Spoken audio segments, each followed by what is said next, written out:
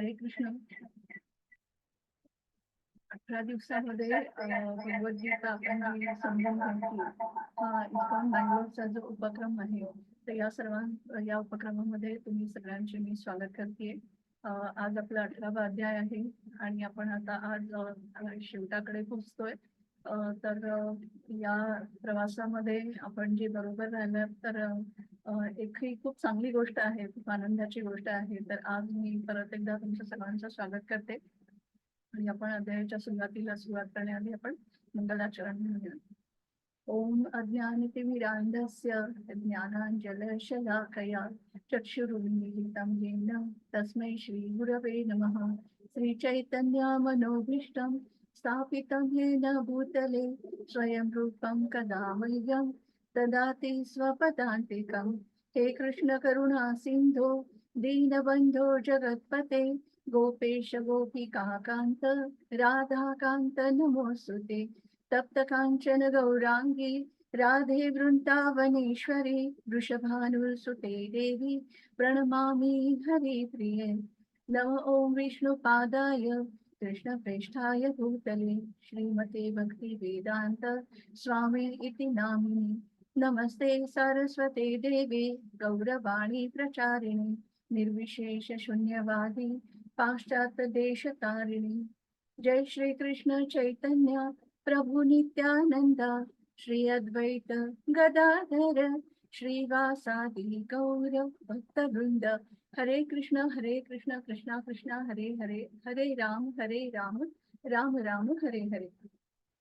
तर आता आपण अध्यायाला सुरुवात करूया. अध्यायाला सुरुवात करण्याच्या आधी सर्वात आधी आपण श्री श्री राधा गोविंदांना जिथे आहोत तिथे नमस्कार करूया. ज्यांच्यासाठी आपण भगवद्गीता ऐकतो, ज्यांच्यासाठी भगवद्गीता वाचतो, तर त्यांना नमस्कार करूया. इस्कॉन बँगलोरचे आमचे अध्यक्ष नामनिष्ठ प्रभूजी यांचेही आपण त्यांना पण धन्यवाद प्रणाम. कारण त्यांनी हा जर उपक्रम सुरू केला नसता तर आपल्याला ऑनलाईन घरी बसल्याने भगवद्गीताची इतिहास आली नसते.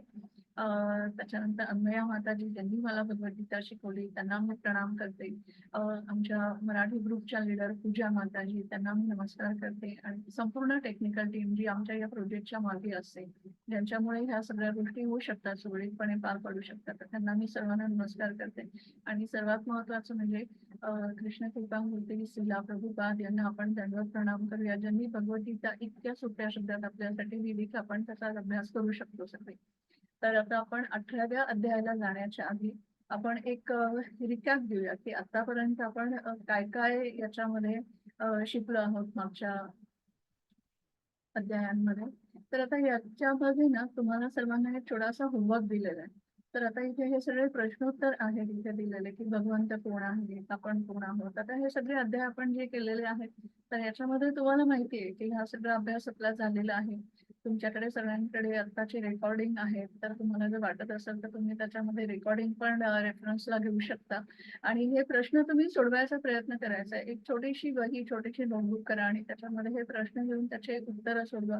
जर तुम्हाला ही उत्तरं आली नाही तर तुम्ही कधीही ग्रुपवरती याची माहिती विचारू शकता, कधीही तुम्ही कनेक्ट होऊ शकता आणि आपल्याला इथे हे प्रश्न सोडवायचे. म्हणजे तुम्हाला स्वतःला लक्षात येईल की तुम्हाला गीता किती कळली आहे.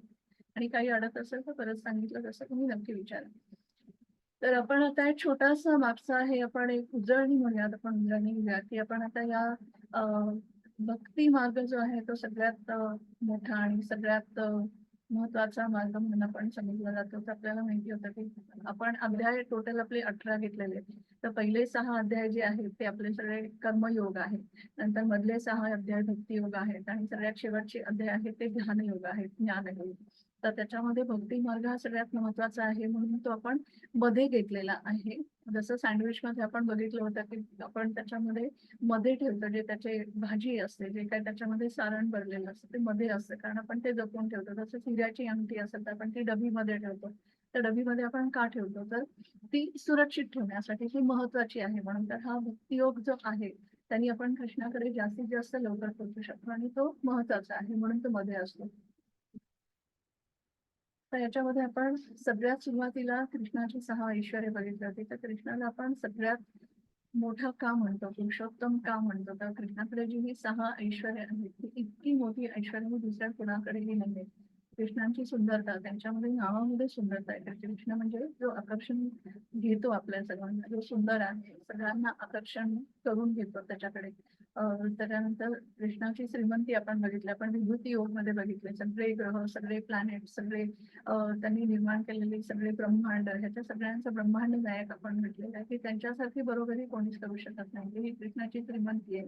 प्रसिद्ध आहे कृष्ण, की आपल्याला म्हणते की कृष्णाची प्रसिद्धी म्हणजे कृष्ण जेवढा जगभर प्रसिद्ध आहे तेवढा प्रसिद्धी नाहीये.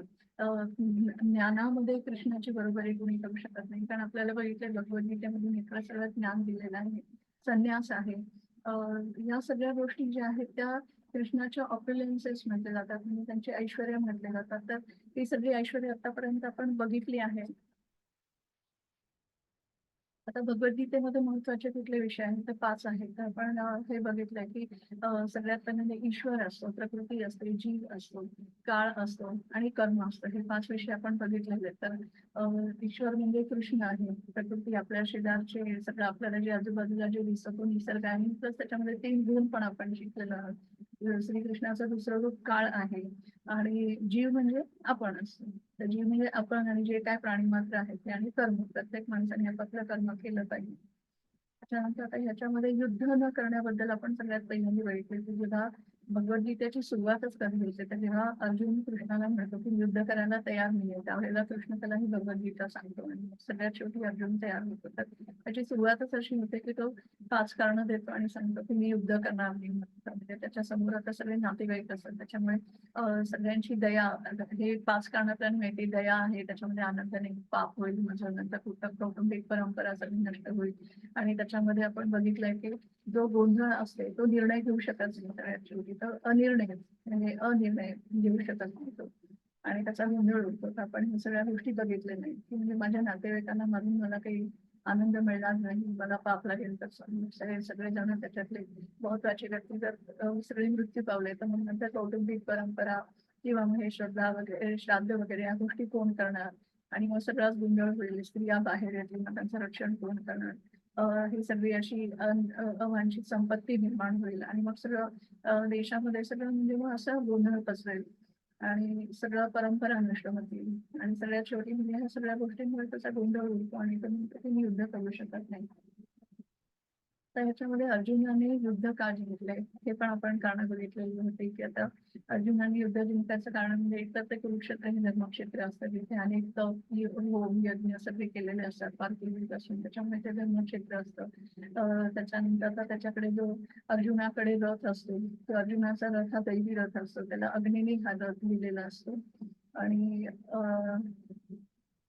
कपिध्वज आहे, त्याच्यावरती आता त्या ध्वजावरती मारुतीचं चित्र असतं. आपल्याला माहिती हनुमान जिथे असतो, मारुती जिथे असतो, म्हणजे तिथे रामाबरोबर तो युद्ध करताना आपल्याला कळलेलं असतं की रामाचा विजय होतो आणि मारुती त्याला साथ देतो. इथे आता हनुमान इथे पण ध्वजावर असतो, तर एक चांगलं लक्षण समजून जातं की इथे इथे पण आता तो कृष्णाला जिंकून देणार. शंखनाद, आता पांचजन्य शंख असतात किंवा सगळ्यांकडचे शंख, हे शंखनाद कौरवांना घाबरून सोडतात. गांडीव धनुष्य असतं कृष्ण अर्जुनाकडे, त्यक्त जीविता. आता ही मोक्षदा एकादशी, भाग्यलक्ष्मी. आता मोक्षदा एकादशी म्हणजे ऑस्पिशियस दिवस, म्हणजे तो एक चांगला दिवस समजला जातो. आणि भाग्यलक्ष्मी म्हणजे लक्ष्मी साक्षात असते विष्णू बरोबर. आणि ऋषिकेश म्हणजे आता त्याच्याबरोबर ऋषिकेश म्हणजे कृष्ण हे इंद्रियांचे स्वामी असतात. तर आता इंद्रियांचे स्वामी ज्याच्या बरोबर आहेत नक्कीच त्याचा विजय होणार. तर ही आपण 9 कारणं बघितलेली होती. त्यानंतर आपण देवाची आपण हे 3 स्टेजेस ऑफ गॉड आपण ते बघितलेले होते की ब्रह्मा, परमात्मा आणि भगवान. तर आपल्याला ब्रह्मस्वरूप म्हणजे कृष्णाचं जे फक्त प्रकाश आहे कृष्णाभोवतीचा, तर त्या प्रकाशापर्यंतच आपल्याला न जाता आपल्याला खरंच परमात्मा स्वरूपाकडे पोहोचायचा प्रयत्न करायचा आहे, म्हणजे चतुर्भुज विष्णू जे आहे त्या रूपाकडे. आणि तिथून पुढे श्यामसुंदर रूप, तर द्विभुज रूप म्हणतात त्याला. जे द्विभुज रूप हे अतिशय अवघड आहे, ते ऋषींना योगींना पण आपण बघितलं, ते खूप पाठपुरावा करतात पण त्यांना ते सहजासहजी रूप दिसत नाही कृष्णाचं. तर हे रूप फक्त भक्तीने मिळू शकतं. आपण जो हरिनामाचा जप करतो त्यांनी आपण कृष्णापर्यंत पोहोचू शकतो. आपण हे बघितलंय. त्याच्यानंतर आपण हे 4 युगांमध्ये आता प्रत्येक ठिकाणी त्यांचे धर्म कुठले दिलेले आहेत. तर आता सतयुगामध्ये आता ध्यान, तप या सगळ्या गोष्टी करत होते. हजारो लोक तपश्चर्या करायचे, हजारो वर्षांची तपश्चर्या व्हायची. त्रेतायुगामध्ये मग सगळे यज्ञ, होम, हवन, बलिदान व्हायचे. द्वापार युगामध्ये मंदिरांमध्ये पूजा व्हायच्या मोठ्या मोठ्या. आणि कलियुगामध्ये आता या सगळ्या गोष्टी शक्य नाहीत, कारण माणसाचं आयुष्य आता इतकं कमी झालेलं आहे आणि त्याची स्मरणशक्ती पण नाहीये. तर ह्या सगळ्या गोष्टी आपल्याला करणं खूप अवघड आहे. आणि त्याच्यामुळे आपल्याला एक साधा सोपा उपाय कृष्णाने इथे दिलेला आहे, की तुम्ही हरिनामाचा फक्त जप करा आणि माझ्याकडे तुम्ही या. तर जप हा केवळ एकच गोष्ट आहे. चैतन्य महाप्रभूंनी आपल्याला सांगितलंय, की फक्त जपच तुम्ही करू शकता. दुसरा कुठलाही पर्याय नाही आपल्याला सांगितलेलं आहे. तर आपण फक्त हा एकच मार्ग आहे, की आपण कृष्णाकडे जाऊ शकतो. तर आपण याच्यामध्ये कृष्णाकडे जाण्यासाठी आपल्याला भक्ती करायची असते. तर भक्ती ही किती प्रकारांनी करते. तर 9विधा भक्ती आपण बघितल्या. भक्तीचे नवीन 9 प्रकार बघितले आपण. श्रवणम, कीर्तनम, स्मरणम, पादसेवनम. त्याच्यानंतर आपल्याला ह्याच्यामध्ये आपण वेगवेगळ्या गोष्टी पण बघितल्या, की श्रवणम हे कसं आहे, सगळ्यात महत्वाचं आहे. परीक्षित महाराज आणि शुकदेव गोस्वामी हे 7 दिवसांसाठी कसं ते श्रवणम करतात भागवतम, आणि मग त्याच्यानंतर त्यांचा मृत्यू होतो, ही गोष्ट बघितलेली होती आपण. तर आता याच्यामध्ये आपल्याला जी गोष्ट सोयीस्कर आहे त्याप्रमाणे आपण भक्ती करायची, आणि कोणतीही भक्ती ही कृष्णाला प्रिय असते. श्रवणम हे मात्र भक्तीचा सगळ्यात पहिली गोष्ट आहे की जी आपण करायला पाहिजे. शांती सत्र बघितलं आपण, की कृष्ण ही सुप्रीम मेजर, म्हणजे कृष्ण हे भोक्ता आहे. कारण कृष्ण हे सर्वांचे नियंत्रक आहेत, आणि कृष्ण हे एकुलता एक सगळ्यांचे परोपकारी मित्र आहेत. कारण कृष्ण हा सगळ्या जगाचा निर्माता आहे, सर्व कारणांचे कारण आहे. आता याच्यामध्ये आपण बघितलेलं होतं की देहिनो, हा आपण श्लोक बघितलाय 2.13चा. देहिनो अस्मि. मी आता श्लोक म्हणण्यापेक्षा तुम्हाला पटपट, कारण खूप मोठे आपल्याला हा ह्याचा आपल्याला रिकॅप घ्यायचा, उजळणी करायची. तर त्याच्यामध्ये हे जे आहे देहिनो अस्मि ते देहे कौमारम यौवनं जरा तथा देहांतर प्राप्ती धीरस्तत्र नियती. म्हणजे याचा अर्थ असा की आपण लहानपणापासून आपण थोडे मोठे होतो, त्याच्यानंतर मध्यमयीन होतो, वयस्कर होतो, आणि मग अतिशय म्हातारे ग्रस्त तयार होतात आपले. म्हणजे आपण आपल्या ज्या स्थिती आहेत की आपण बालपणापासून आपण वार्धक्यापर्यंत जातो, तर या सगळ्या स्थिती आपल्यामध्ये बदलत जातात. आणि सगळ्यात शेवटी जेव्हा वार्धक्यानंतर आत्मा दुसऱ्या शरीरामध्ये प्रवेश करतो, आपल्याला हे माहिती आहे. आणि आता हे जे परिवर्तन आहे, तर त्याच्यामध्ये जो माणूस धीर गंभीरपणे ही गोष्ट घेतो, तर त्याच्यामध्ये घाबरत नाही. त्यावेळेस त्याच्यामध्ये तो घाबरून जात नाही, किंवा असा तो गोंधळून जात नाही. तर त्याला म्हणजे असं धीर ग्रहस्थ म्हणतात. म्हणजे तो सीतादेव मुनींसारखाच असतो, की त्याला त्याच्यामध्ये ज्ञान असतं, त्याच्यामध्ये तो इथे गोंधळ होत नाही त्याचा. दुसरं आहे की सर्वस्य चाहं हृदयां सन्निविष्टो मत्तः स्मृती ज्ञानमपोहं च वेदैश्च सर्वे रामेव वेदो देवांत कृद्वेव विदेम चाहं. तर त्याच्यामध्ये आपल्याला दिलेलं आहे की प्रत्येकाच्या हृदयामध्ये परमेश्वर हा स्थित असतो. तर त्याच्यामुळे आता प्रत्येकाने शिरोदक्षाय विष्णू म्हणून असतो आपल्या हृदयामध्ये, आपल्याला माहिती आहे. तर स्मृती, ज्ञान, विस्मृती ह्या ज्या काही गोष्टी असतात, या गोष्टी आपल्याला परमेश्वराकडून मिळत असतात. आणि तोच वेदांचा निर्माता पण आहे आणि ज्ञाता पण आहे, हे आपण बघितलेलं आहे. नंतर आपण चतुश्लोकी भगवद्गीता बघितलं. तर चतुश्लोकी भगवद्गीता आपण का महत्वाची समजली, आपण हे पाठांतर पण करायचं ठरवलंय. तर आपण हे का केलं, तर आपण जर संपूर्ण भगवद्गीता जर तिथे सांगता येत असेल, किंवा आपल्याला म्हणणं शक्य नसेल त्यावेळेला, ते 700 श्लोक नाही, तर तुम्ही हे 4 जरी श्लोक म्हटले तरी हे संपूर्ण भगवद्गीतेचं सार आहे. सर्वस्व प्रभो मत्तः सर्व प्रवर्ते इथे मत्वा भजन्ते मां बुद्धा भाव समन्विताः तेषां सततयुक्तानां भजतां प्रीतिपूर्वकं ददामि बुद्धि योगं तं येन माम उपायन्ति ते मच्चित्ता मद्गतप्राणा बोधयन्तस्य परस्परं कथयन्तश्च मां नित्यं तुष्यन्ति च रमन्ति च तेषाम् एवानुकम्पार्थम् अहम् अज्ञानजन्तमः नाशयम् आत्मभावस्तो ज्ञानदीपेन भास्वतः.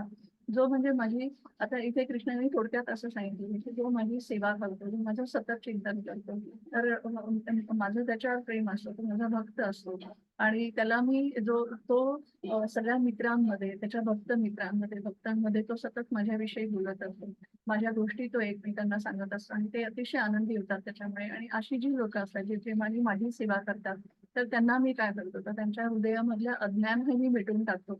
आणि ते अज्ञान काढून की त्यांनी ज्ञान दीप लावतो, म्हणजे त्यांना ज्ञान देतो, त्यांना बुद्धी देतो. कोणती बुद्धी देतो, तर तुम्ही माझ्याकडे कसं येऊ शकाल, म्हणजे तुम्ही भक्ती मार्गाने तुम्ही माझ्याकडे या, ही तो बुद्धी देतो. तर ही थोडक्यात ही चतुश्लोकी भगवद्गीता सांगितले. तर आपण हे बघितलं नाही. नंतर कृष्णाला काय आवडतं, तर पत्रम पुष्पम फलम तोयम यो मे भक्त्या प्रयच्छते तदहं मृत्यू परुतमश्यामी प्रयत्नात्मनः.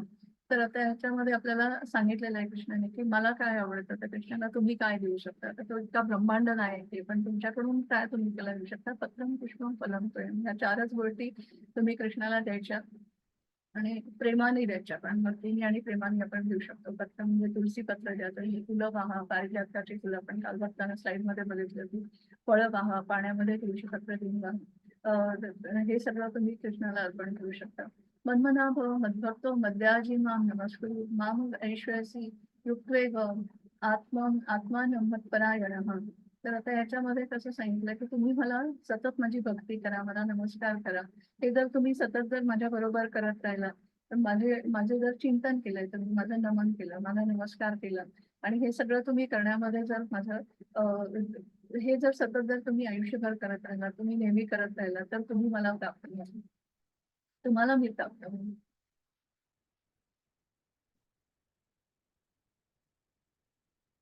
तर आता अर्जुनाला हे जाणून घ्यायचं होतं. आपण याच्यामध्ये बघितलं महाभारतामध्ये, म्हणजे कृष्णाला तर हे प्रश्न विचारतो की आपण कोण आहोत, आपण शरीर आहोत की आत्मा आहोत. नंतर शांतता सूत्र, तीन गुण, प्रवृत्ती, नेचर हे काय आहे, सर्वोच्च ज्ञान काय आहे. तर कृष्णाने ही सगळे प्रश्न विचारले होते. आणि मग त्याच्यावर आपण हे शरीराचं खूप छान एक्झाम्पल दिलं होतं की म्हणजे शरीररूपी रथ असतो आणि बुद्धी ही त्या रथाची सारथी असते. मन हा लगाम असतो आणि 5 इंद्रिय असतात याच्यामध्ये. आत्मा हा मागे प्रवासी म्हणून बसलेलं असतं. तर आत्म्याला ही ओढ जी असते ती कृष्णाची असते. त्याला फक्त एकाच ठिकाणी जायचं असतं, कृष्णाकडे जायचं असतं. पण आपली जी इंद्रिय आहेत ना, इंद्रियांचे विषय इतके वेगवेगळे असतात की प्रत्येक इंद्रिय हे त्याच्या विषयाकडे धावत असतं. आणि बुद्धी जी असते त्यांना मनाला कंट्रोल करणं खूप अवघड होतं. तर मनाला जर तुम्ही संयमित नाही करू शकला, तर इंद्रियांना तुम्ही संयमित करू शकत नाही. आणि इंद्रिय आपापल्या ठिकाणी जातील आणि मग कृष्णाकडे तुम्ही पोहोचू शकत नाही. ते जे ठरलेलं जे आत्म्याचं ठिकाण आहे, ते त्याला जो कृष्णाचा तो अंश असतो, त्याला कृष्णाकडे परत जायचं असतं, तो तिथे जाऊ शकणार नाही. तर आपल्याला इथून हे कळतं की आपण मन, बुद्धी हे सगळं आपलं संयमित केलं पाहिजे. त्याच्यानंतर आपण नेहमी जेव्हा हा हरिनामाचा जप करतो, तर आपले हे सगळे आचार्य आहेत. तर आपण नेहमी म्हणतो की आपण हा श्लोक म्हणताना आपण ह्याच्यामध्ये सुरुवातीलाच म्हणतो जय श्री कृष्ण चैतन्य प्रभू नित्यानंदा श्री अद्वैत गदाधर श्री वासादी गौर भक्तवृंदा. तर हे आपले 5 आचार्य आहेत आणि 5 आचार्यांनी आपल्याला या मंत्राच्या आधी आपण त्यांचं ज्ञान त्यांचं नाव घेतो आपण. त्याच्यामध्ये अद्वैत आचार्य, नित्यानंद आचार्य, आणि मग आपण इथे तर कृष्ण स्वतःच आहेत की आपण चैतन्य महाप्रभू म्हणतो. नंतर गदाधर पंडित आहेत आणि श्रीवास ठाकूर आहेत. तर आता हे सगळे पंडितांचं, सगळ्या आचार्यांचं आपण नाव घेतो. आणि ही सगळ्यांची कृष्णाची विस्तारित रूप आहेत. म्हणजे ब्रह्मदेव, बलराम आहे, त्यानंतर महाविष्णू आहे, सदाशिव म्हणतो आपण, ललिता सखी आहे, नारद मुनी आहे, आणि कृष्णा स्वतः चैतन्य महाप्रभूंच्या रूपामध्ये आहेत. आपण त्यांना नमस्कार करतो. प्रत्येक वेळेला जेव्हा जप म्हणतो तेव्हा आपण आचार्यांचं नामस्मरण करतो, आचार्यांची आठवण करतो, त्यांना नमस्कार करतो. आता ह्याच्या पुढे आपण बघितलं होतं की भौतिक प्रकृतीमध्ये 3 गुण असतात. माणूस जेव्हा जन्माला येतो तेव्हा प्रकृतीमध्ये 3 गुण असलेल्या गुणांनी तो बांधला जातो. तर हे कुठले कुठले ह्याच्यामध्ये गुण आहेत. तर सत्वगुण, रजोगुण, तमोगुण आपण बघितलं, तर त्यांचे आपण म्हणजे कठपुतली सारखे हे गुण आपल्याला नाचवतात. आपण जर इंद्रिय कंट्रोल करायला नाही शिकलो तर. आता इंद्रियांच्या वस्तूंचा विचार आपण हा जर जास्त विचार केला तर काय होतं, त्या वस्तूंविषयी आसक्ती निर्माण होते. नंतर मग आपल्याला त्याचा मोह निर्माण होतो की म्हणजे ती वस्तू ही मला कुठल्या परिस्थितीत मिळालीच पाहिजे. त्याच्यानंतर आपल्याला कळतं की जर आपल्याला ती वस्तू नाही मिळाली तर आपल्याला त्याचा राग येतो, लोभ असतो, त्या स्मरणशक्तीचा सगळा गोंधळ होतो आणि बुद्धी नाश होतो. म्हणजे आपल्याला ते कुठल्याही परिस्थितीमध्ये पाहिजेच असतं आणि आपण त्याच्यामध्ये असं अडकत जातो की आपण त्याच्यातून बाहेरच येत नाही. कुठल्याही परिस्थितीत मला ते वस्तू मिळवायची, आणि बुद्धीचा एकदा नाश झाला की मग सगळंच आयुष्य सगळं खराब होऊन जातं. त्याच्यानंतर मग शरीराचाही नाश होतो आणि सगळंच म्हणजे आत्म्याचा नाश होतो सगळ्यात शेवटी या सगळ्या गोष्टींमुळे, आणि आपण भौतिक जंजाळात अडकतो आणि परत एकदा त्या जन्म मृत्यूच्या चक्रामध्ये जातो. आपण हे बघितलेलं होतं. तर या सगळ्यामध्ये आता सगळ्यात कुठला गुण श्रेष्ठ आहे, तर शुद्ध सत्वगुण. म्हणजे आपण या तिन्ही गुणांच्या पलीकडे जायचं. तर सत्वगुणामध्ये जरी रजोगुण आणि तमोगुणातून तर आपल्याला बाहेरच पडायचं असतं. कारण रजोगुणामध्ये आपण बघितलं की माणसाला फक्त इच्छा असते आणि तो त्याच्यामध्ये धावत असतो आयुष्यभर. त्याच्यामुळे त्याला दुसरं काही सुचत नाही, तो देवावर विश्वास ठेवत नाही. जो कोणी माणूस त्याला पैसे मिळवून देईल, त्याच्यामुळे त्याला सगळं मिळत असतं ऐश्वर्य, तो त्याची पूजा करू शकतो. किती राक्षसी प्रवृत्तीचा असेल ते आपण काल बघितलं. त्याच्यानंतर आता आपण तमोगुणामध्ये बघितलं तर तमोगुणाचे लोक अज्ञानी असतात, हिंसक असतात. हे सगळे गुण असतात, समाजाला खूप त्रास देतात. तर त्यांचं आयुष्य पण सगळं खराबच होतं आणि नंतर ते सगळ्यात शेवटी नरकामध्ये जातात, हे आपण बघितलं. तर सत्वगुणामध्ये थोडंसं सकाम काम करायचं माहिती असतं, कारण सत्वगुणातले लोक हे ज्ञानी असतात.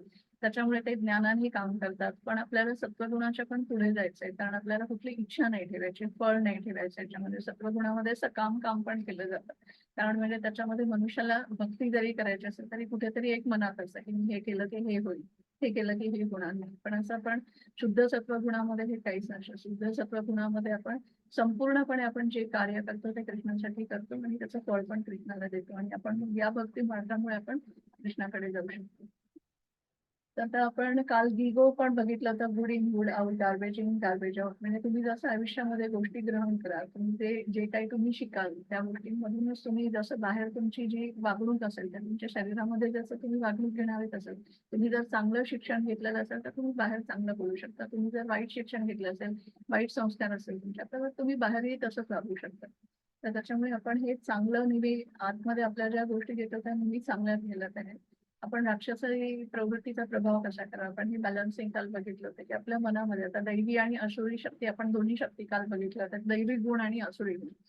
तर सुरुवातीच्या काळामध्ये दैवी आणि असुरी वेगवेगळे राक्षस बघितले, त्यांच्या युद्ध बघितले, राम रावण बघितले, त्यानंतर आपण पांडव आणि कौरव बघितले, नंतर वराह अवतार बघितला, परमेश्वरांनी कसे वेगवेगळे अवतार घेऊन भक्तांचं रक्षण केलं आणि शत्रूंचा नाश केला, आपण हे बघितलेलं होतं.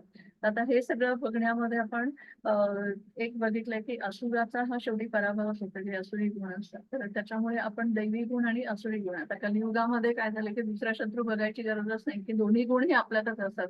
आपल्यामध्येच असुरी गुण आणि आपल्यामध्येच दैवी गुण. तर आपण कुठले गुण वाढवायचे आणि कोणत्या गुणामध्ये वाढवायचं हे आपल्यालाच कळतं. त्याच्यामुळे आपण नक्कीच दैवी गुण वाढवायचे, नाही तर आपण दलदलीमध्ये फसू शकतो आणि आपण त्याच्यातून बाहेर जात नाही. आपले विचार चांगले होतात दैवी गुणामध्ये जर आपण असेल तर, आपले शब्द चांगले येतात, आपल्या जे कर्म असतात, ऍक्शन असतात त्या चांगल्या असतात, सवयी चांगल्या लागतात आपल्याला, आणि आपलं चरित्र असतं ते चांगलं राहतं.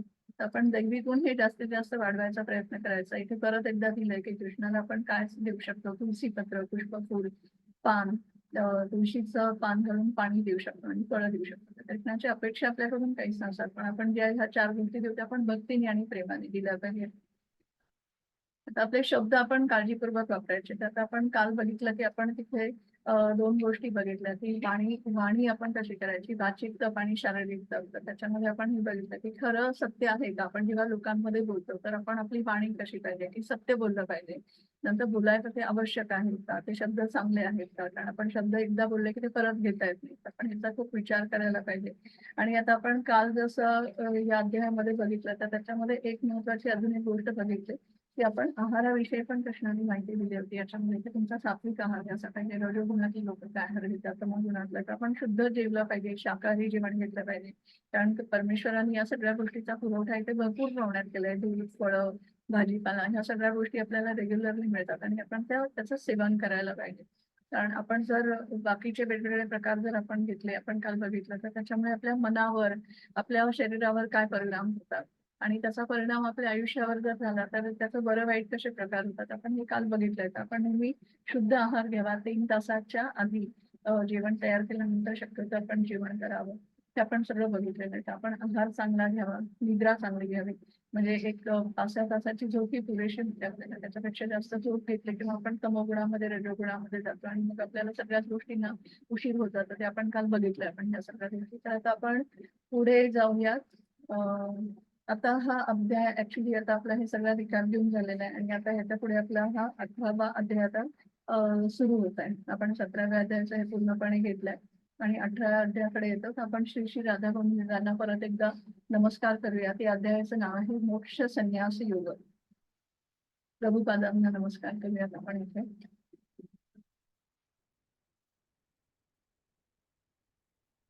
आता मी स्लाइड इथे दुसरी घ्यायचा प्रयत्न करतेय. थोड्या वेळ तुम्ही होल्ड करा एक मिनिट.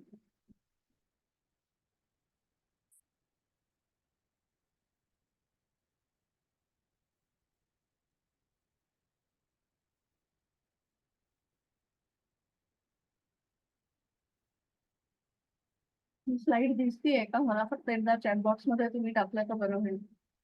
कारण मी स्लाइड 18व्या अध्यायाची आहे ती डायरेक्ट स्लाइड घेतली आहे. तर तेवढं मला सांगितलं तर बरं होईल. एक मेसेज केला तरी चालेल इथे मेसेज बॉक्स मध्ये.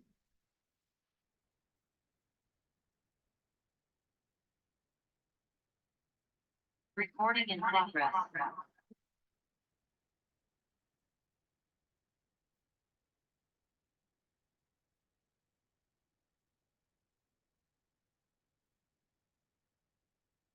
स्लाइड दिसतीये ना? हो, ठीक आहे.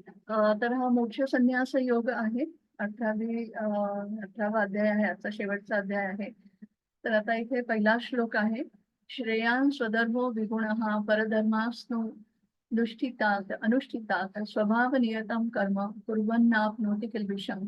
मनुष्याने आपल्याला प्राप्त झालेले कर्म सदोष रीतीने करणे हे परक्याचे कर्म स्वीकारून ते पूर्ण रीतीने करण्यापेक्षा अधिक चांगले आहे. मनुष्याला त्याच्या स्वभावाला अनुसरून नियुक्त केलेले कर्म हे कधीच पापाने प्रभावित होत नाही. आता आपल्याला इथे खूप छान चित्र दिसतंय की इथे एक शिक्षक आहेत किंवा एक त्यांचे तुम्ही अधिकारी आपण असं म्हणू शकता आणि ह्याच्याकडे सगळे प्राणी समोर बसलेले आहेत. आपल्याला पक्षी दिसतोय, माकड दिसतोय, हत्ती दिसतोय, मासा आहे आणि इथे हा कुत्रा वगैरे असे सगळे प्राणी आहेत, सील मासा दिसतोय आणि ते त्यांना आता विचारतायत की आता तुम्ही हे इथे तुमचं एक परीक्षा आहे, हे परीक्षा घेणारे परीक्षक आहे आणि ते त्यांना म्हणतात की आता तुम्ही सगळ्यांनी या झाडावर चढा. आता आपल्याला कळतंय की आता हे पक्षी चढू शकतात, माकड जाऊ शकतात, त्याच्यावर कुत्रा काही प्रमाणात जाऊ शकतो. तर आता हा मासा जाईल का याच्यावर? मासा मरूनच जाईल, कारण तो पाण्याच्या बाहेर आल्यानंतर मासा त्याच्यावर जाऊ शकत नाही. हत्ती पण नाही त्याच्यावर जाऊ शकणार, हत्तीचं वजन इतकं असतं. तर आता याच्यातून आपल्याला काय कळतं की प्रत्येकाला जे एक काम आहे ना, प्रत्येकाची शरीराची रचना आहे किंवा प्रत्येकाची बुद्धी आहे, तर परमेश्वराने प्रत्येकाला हे वेगवेगळ्या गोष्टी दिल्या आणि आपण आपली काय कुवत आहे त्याच्याप्रमाणे आपलं काम हे आपण सिलेक्ट करायला पाहिजे. कारण आपण जर दुसऱ्याकडे बघून ठरवलं की आता तो इंजिनियर झाला म्हणजे मला इंजिनियरच व्हायला पाहिजे, पण आपली आवड जर दुसरी कुठली गोष्ट करण्यामध्ये आहे, आपली आवड जर आर्टिस्ट आहे होण्यामध्ये किंवा आपण गायक होण्याच्या चांगल्या परिस्थितीमध्ये आपण गाऊ शकतो, आपण चित्र काढू शकतो किंवा अजून दुसऱ्या कुठल्या आपण काम करू शकत नसतो, तर केवळ दुसरा माणूस काय करतोय म्हणून आपण त्याला कॉपी करणं ही गोष्ट चुकीचं आहे. ते काम आपल्याकडून कधीच होऊ शकत नाही, कारण प्रत्येकाला परमेश्वराने त्याची बुद्धी आणि त्याला अनुरूप शरीर हे दिलेलं असतं त्याच्यामुळे आपण आपलं कर्म करत राहावं. त्याच्यामध्ये पाप लागत नाही त्या कर्मामध्ये आणि असं केलं तर आपल्याला त्याच्यामध्ये आनंद पण मिळतो. म्हणजे आपल्याला त्याच्यासाठी जास्त त्रास घ्यावा लागत नाही त्या गोष्टीत. आपण कुठलंही कर्म करावं तर आपल्याला संध्याकाळी डोळे मिटताना आपण आनंदी व्हायला पाहिजे आणि आपल्याला समाधान वाटलं त्यातून. भक्त्या मामभिजानाति यावन्यश्चास्मि तत्त्वतः ततो माम तत्त्वतो ज्ञाता विशते तदनंतरम्. मनुष्य मला माझ्या पुरुषोत्तम भगवान या यथार्थ स्वरूपात केवळ भक्तीद्वारे जाणू शकतो. अशा भक्तीद्वारे मनुष्य जेव्हा भावनेने पूर्णपणे युक्त होतो तेव्हा तो वैकुंठाच्या जगात प्रवेश करू शकतो. आता इथे आपल्याला खूप छान सांगितलेलं आहे की जेव्हा आपण श्रीकृष्णाला पुरुषोत्तम भगवान या स्वरूपामध्ये आपण जाणतो म्हणजे आपल्याला कळतं की तो सर्व कारणांचे कारण आहे, सर्वश्रेष्ठ आहे, ब्रह्मांड नायक आहे. आपल्याला जेव्हा हे सगळं कळतं त्यावेळेला आपण त्याची खऱ्या अर्थाने भक्ती करू आणि आपण खऱ्या अर्थाने आपण त्याच्या कृष्णाकडे आपण जाऊ शकतो त्या भक्तीमुळे. आणि भक्तीकडे जाताना आपल्याला काय पाहिजे, कशी भक्ती करू शकतो, तर इथे जपमाळ दिलेली आहे. आपल्याला माहिती की हरिनामाचा जप जो आहे तो जप आपण जेवढा जास्तीत जास्त करू तेवढं आपलं हृदय स्वच्छ होतं, आपली भक्ती पूर्ण शुद्ध होते आणि आपण लवकरात लवकर कृष्णाकडे जाऊ शकतो. आता इथे एक मधमाशीचं खूप छान एक उदाहरण दिलंय. तर आपण भक्ती जेव्हा करतो तेव्हा आपली आपण भक्ती करू शकतो का? तर नाही. आपल्याला गुरु लागतात. आपल्याला भगवद्गीता जरी आपण वाचायला घेतली तर आपल्याला एकट्याला घरी बसून कळणार आहे का? नाही. आपल्याला गुरूंचा आपल्याला त्याला मदत घ्यावी लागते, आपल्याला ती समजून घ्यावी लागते. गुरूंचा उपदेश जे परंपरेमधून आलेले गुरु आहेत तर त्यांच्याकडून आपल्याला उपदेश घ्यावा लागतो. तर इथे मधमाशीचं एक खूप छान उदाहरण दिलंय. मधमाशी आहे आणि याचं बरणीचं झाकण झाकलेलं आहे. तर आता मध आहे त्याच्यामध्ये पण तिला माहिती नाहीये की हे कसं काढायचं. आता ती प्रयत्न करतेय. पण इथे आता जर गुरु जर तिच्या बरोबर असेल, जर गुरुंनी जर तिला सांगितलं, तिला जर तिने जर विचारलं गुरुंना, ती गुरुंकडे गेले, तर मग मात्र ती व्यवस्थितपणे तो त्यातलं मध घेऊ शकते. त्याच्यामधलं तिला ज्ञान येतं आणि मग तो मध साठून घेता येतो. आपल्याला गुरुची खूप गरज असते. आता तसंच आता हे दुसरं कृष्ण, आता हे खूप छान एक चित्र दिलेलं आहे. इथे एक आता मेळा दाखवलेला आहे की म्हणजे जत्रा वगैरे असते ते दाखवलंय की वेगवेगळे खेळ आहेत. तर आता आपल्याला इथे जाण्यासाठी तिकीट लागतं. तर तिकीट कुठे आहे? तो त्याला विचारतो. तिकिटाशिवाय तुम्ही आतमध्ये प्रवेश करू शकत नाही. तर तसंच आहे गोलोक वृंदावनमध्ये सुद्धा तुम्ही तिकिटाशिवाय प्रवेश नाही करू शकत. तर इथे तुमचं तिकीट कुठे आहे? तर तुमची भक्ती हेच तुमचं तिकीट असतं. तुमचा जप हाच तुमचा तिकीट असतो. तर तुमच्याकडे भक्ती केल्याशिवाय, जप केल्याशिवाय तुम्ही जाऊ शकत नाही. हे गोलोक वृंदावनाचं चित्र दिलेलं आहे इथे. की सुंदर कमळ आहे आणि कमळामध्ये इथे राधाकृष्ण दाखवलेले आहे. आपण आधी पण बघितलं होतं की इथे कारणोदक्षाय विष्णू आहे. त्याच्यानंतर त्यांनी कसा त्यांचा विस्तार होतो हे आपण बघितलेलं होतं की अनेक त्यांच्या उच्छ्वासामधून अनेक ब्रह्मांड तयार होतात. प्रत्येक ब्रह्मांडामध्ये त्यांचं परत एकदा विस्तारित रूप पुढचं जातं, ते गर्भोदक्षाय विष्णू जातं. त्याच्या नाभीमधून ब्रह्माचं उत्पत्ती होते आणि ब्रह्मा मग सगळ्या सृष्टीची निर्माण करतात आणि त्याच्यामध्ये परत निर्माण केल्यानंतर परत आपल्याला परमेश्वर तिथे पण आपली साथ सोडत नाही. आपल्याला परमेश्वर खूप छान साथ देतो आणि आपल्या प्रत्येकाच्या हृदयामध्ये परत एकदा एक रूप विस्तारित होतं. ते रूप आहे क्षीरोदक्षाय विष्णू आणि ते रूप आपल्या हृदयामध्ये स्थित असतं, जे आपल्या बरोबर आयुष्यभर आपल्याला राहतं. आपल्यालाही माहिती हा गोलोकवृंदांचा चार्ट आहे आणि आपल्याला गोलोकवृंदांमध्ये जायला फक्त आणि फक्त कृष्णाची भक्तीच आपण करू शकतो, त्याच्यामुळे जाऊ शकतो. मच्चित्त सर्व दुर्गाणी मत प्रसादात इष्यती अथ चेतमहंकारान्न श्रोस्यसी विनक्ष्यसी. जर तू माझ्या भावनेने युक्त झालास तर माझ्या कृपेने तू बद्ध जीवनातील सर्व संकटे पार करशील. तथापि तू जर अशा भावांमध्ये कर्म न करता अहंकाराने माझे न ऐकता कर्म केलेस तर तू नाश पावशील. तर आता इथे कृष्णाने सांगितलं पण आहे आणि पुढचं एक गोष्टीचं आपल्याला चित्र पण दाखवलंय की तू जर माझी भक्ती जर करत असेल तर आपल्याला भवसागर आपण म्हणतो, आपल्याला बऱ्याच वेळा भवसागर हा शब्द येतो की तो भवसागर मी कसा पार करेन असं भक्त म्हणतात. तर भवसागर म्हणजे सगळी संकट आयुष्यामधली असतात, तर आपण ते कशी पार करू शकतो. जर आपण कृष्णाला जर आपण कृष्णाचा जर भक्त असेल, आपण कृष्णाची भक्ती करत असेल तर हा भवसागर आपण सहज संकटातून बाहेर जाऊ शकतो. म्हणजे तो इतका प्रचंड मोठा समुद्राबरोबर त्याची कल्पना केलेली आहे की ही संकट कशी येतात आयुष्यात असेल, समुद्रासारखी असतात, भव्य रूप असते त्याचं, खूप मोठी मोठी संकट येतात. पण जर तुम्ही कृष्णाची भक्ती करत असाल तर जमिनीवर गाईच्या खुरं असतात ना, गाईच्या खुरं चालताना जेवढा खड्डा होता आणि त्याच्यामध्ये जेवढंच पाणी बसेल तेवढाच त्या पाण्या इतकाच भवसागर आपल्याला दिसतं आणि आपण तो पार सहज करू शकतो. तर कृष्णाची भक्ती करणं इतकं जरुरी आहे आणि त्याच्यामुळे आपल्याला इथे दाखवलं आहे कृष्ण कसा येतो. आता आपण ह्या भवसागरामध्ये अडकलेलो आहे, पण आपण जेव्हा कृष्णाची भक्ती करतो आणि कृष्णाला हात मागतो, आपण कृष्णाला कृष्णाची मदत मागतो, तर कृष्ण त्वरित आपल्याला मदत करायला येतो.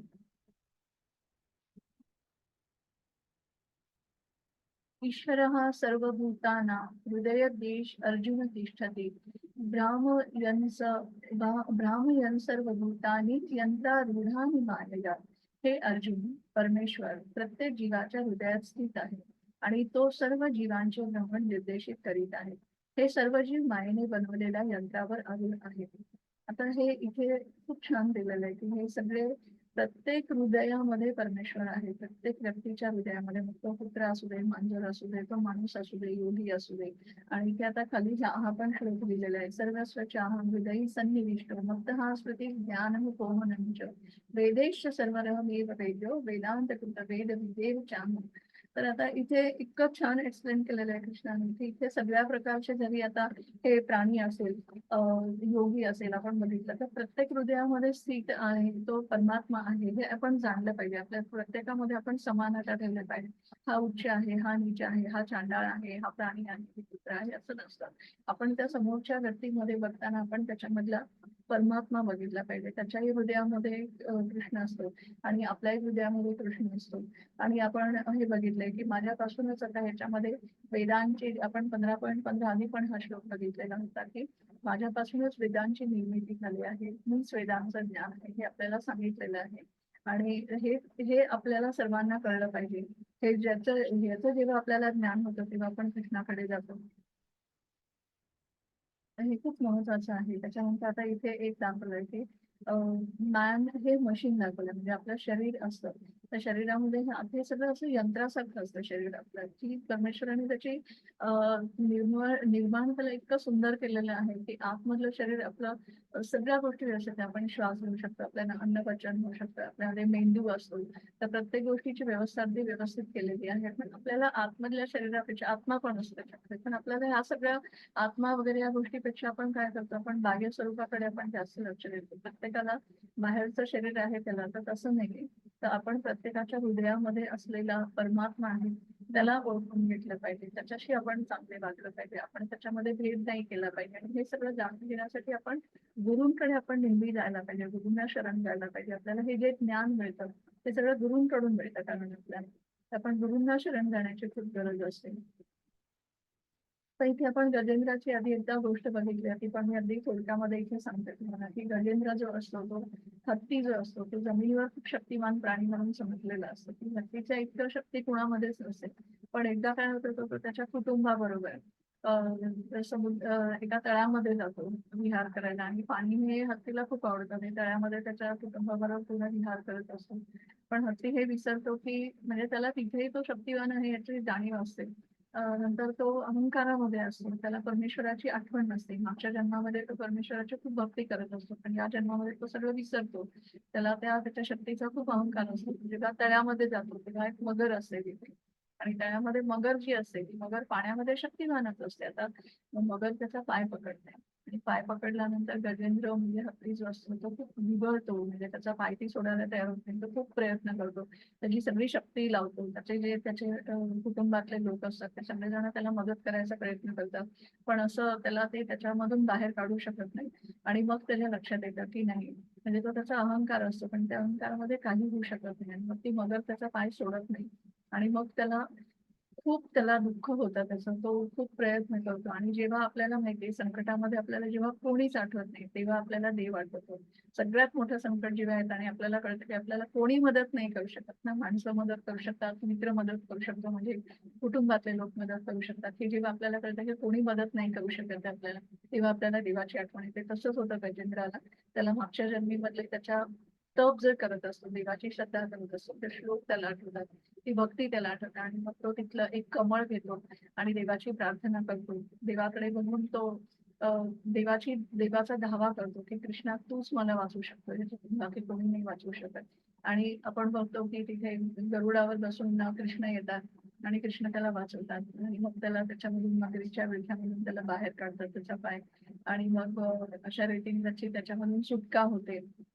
तर आपल्याला कळतंय की आपल्याला संकटामधून वाचवणारा दुसरा तिसरा कोणी नसतो. हा अहंकार पण खूप वाईट असतो.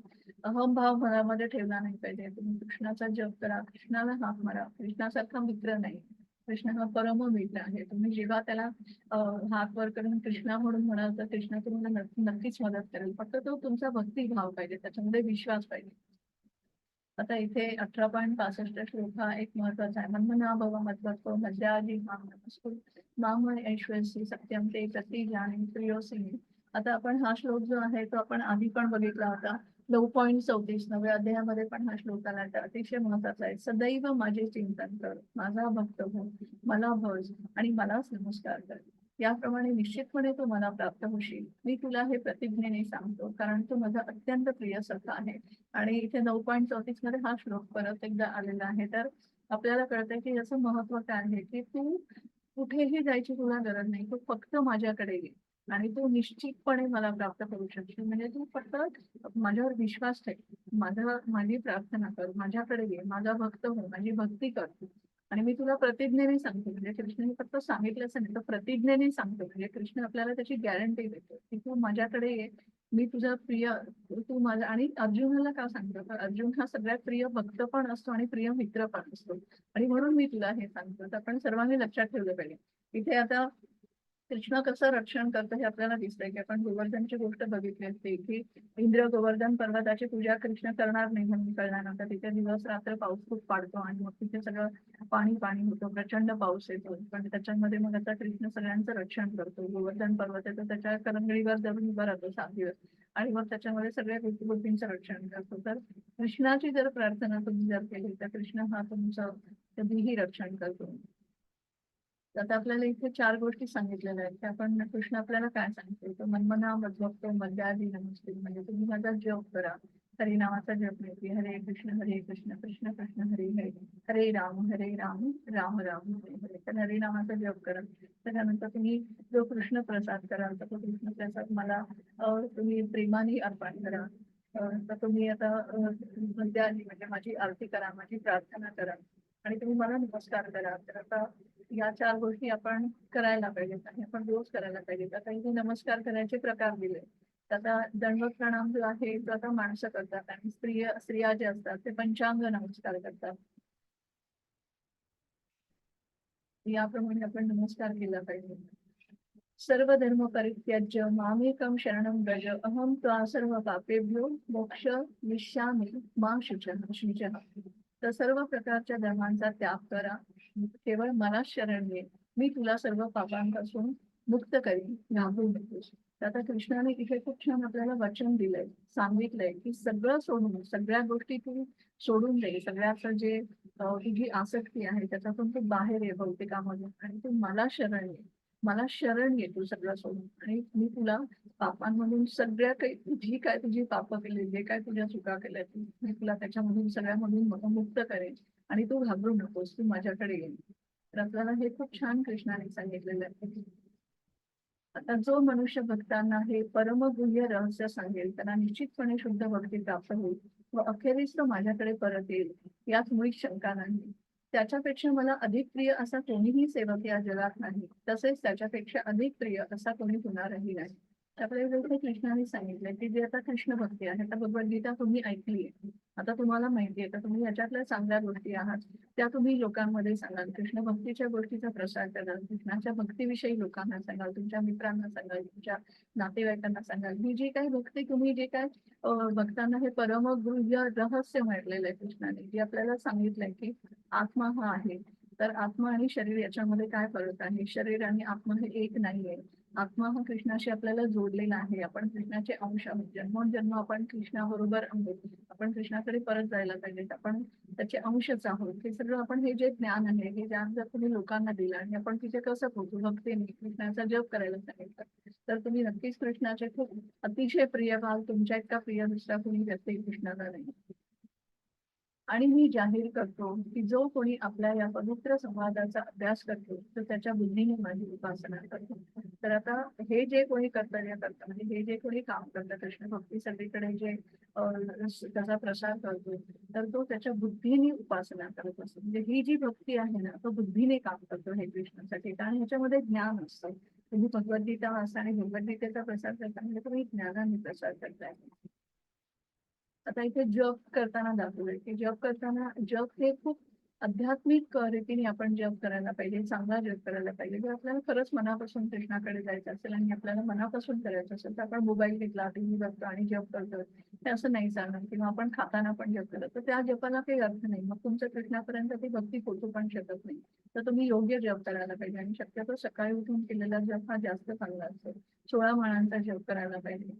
आता सुरुवातीला एक माळ जरी केली तरी चालेल, कारण तुम्ही लहान आहात, एका माळेवरती तुमचा जप करू शकता, पण हळूहळू हा वाढून 16 माळांचा जप करावा.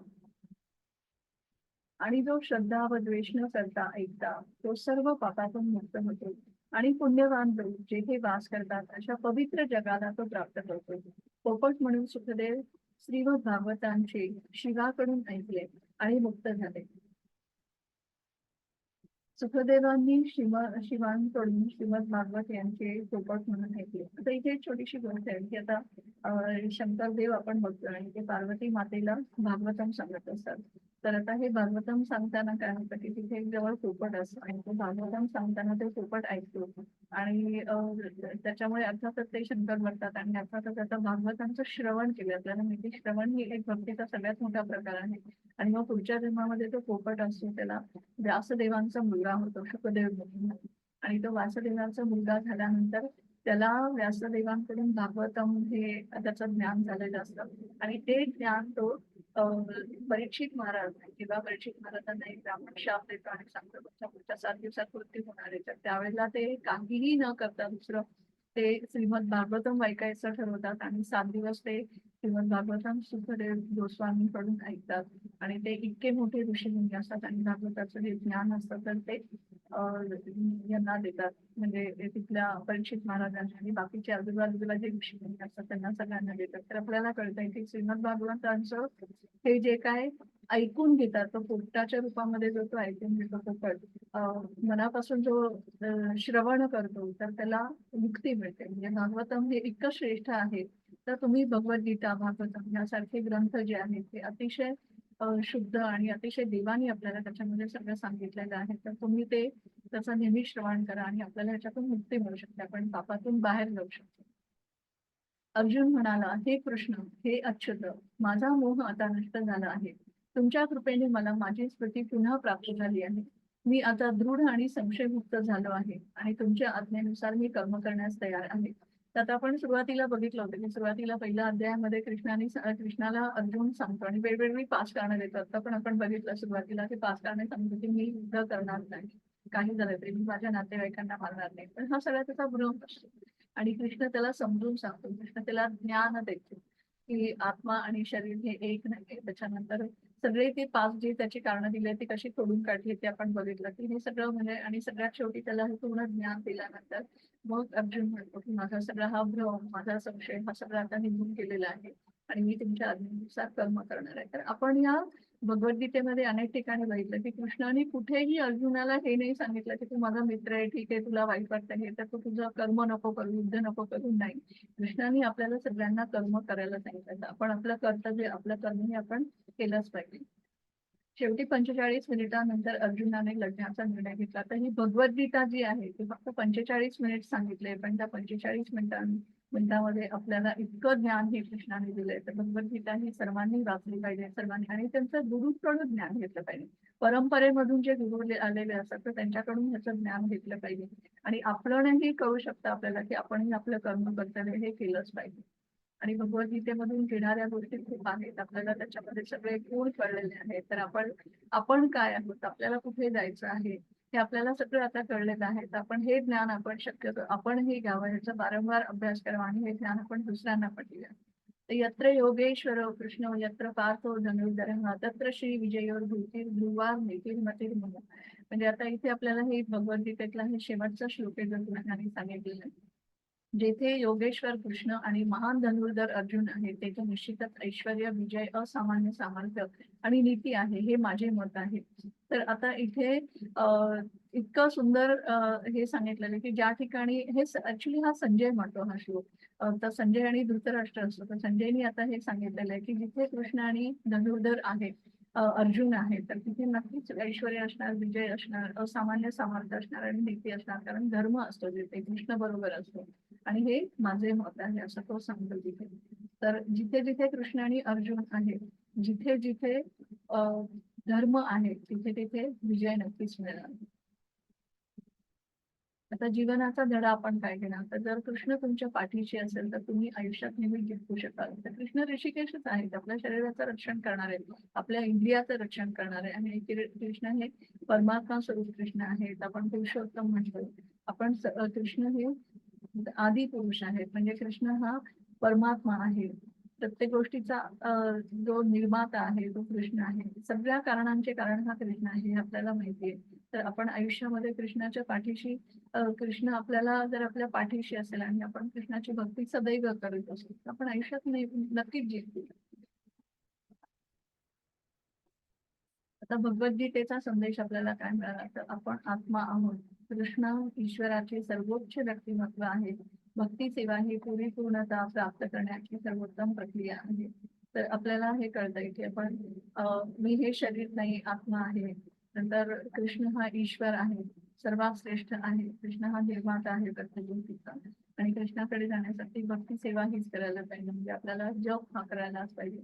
तर आपण आपला वेळ वाया घालवू नका, जप करा आणि सदैव आनंदी राहा. तर आपण कुठल्याही वाईट गोष्टींमध्ये, वाईट गुणांमध्ये अडकणार नाही. आपण चांगल्याच गोष्टी करणारे, जप करणारे. हरे कृष्ण कृष्ण कृष्ण हरे हरे, हरे राम राम राम हरे हरे. तर आता आपला हा अध्याय इथे झालेला आहे. तर आपल्याला जर कुणाला प्रश्न असतील तर मी आता हे रेकॉर्डिंग बंद करते आणि त्याच्यानंतर मग तुम्ही मला प्रश्न विचारा काही असतील तर. आज आपण 18वा दिवस, 18 दिवस तुम्ही सगळेजण आलात आणि तुम्ही भगवद्गीता खूप छान शिकून घेतली. तर तुमचे सगळ्यांचे खूप आभार की तुम्ही इथे येऊन भगवद्गीता ऐकलेली आहे आणि खूप छान ऐकून घेतली तुम्ही सर्वांनी.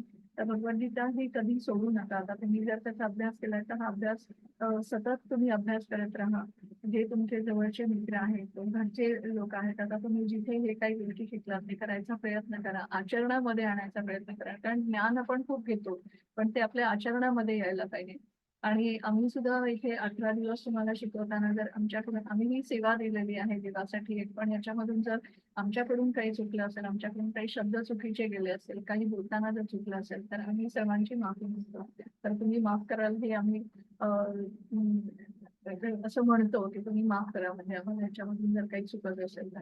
आणि एक काही ना काहीतरी आपला संबंध असतो, म्हणून आपण इथे नक्कीच आम्ही भगवद्गीता सांगायला जाणार आणि तुम्ही ऐकायला आले, तर आपण परत एकदा सगळ्यांनी कृष्णाचे आभार मानूया आणि एकदा हरे कृष्णाचा जप करूया, म्हणूया, आणि मग आपलं हे लेक्चर एक श्लोक म्हणून संपूया.